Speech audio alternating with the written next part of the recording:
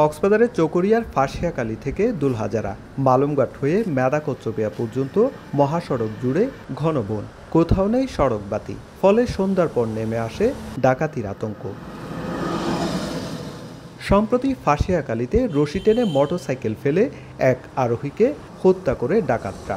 আর লামা আলীকদম সড়কেও ঘটেছে ডাকাতি। স্থানীয়দের দাবি, ডাকাতরা দিনে বনে লুকিয়ে থাকে আর রাতে মহাসড়ক ও আশপাশের গ্রামে দস্যুতা চালায়। ডাকাতির ভয় চকরিয়া ফাঁসিয়াখালী লামা আলীকদম সড়কেও।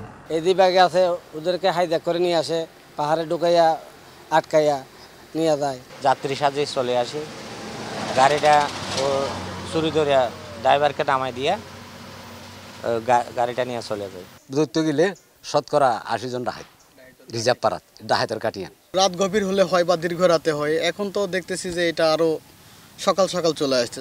স্থানীয় জনপ্রতিনিধিরা বলছেন, চকরিয়ার রিজার্ভ পাড়া ও হাঁসের দিঘি এলাকার কিছু ডাকাত, ছিনতাইকারী চক্র এবং ইয়াবা সেবীরা জড়িয়ে পড়ছে অপরাধে।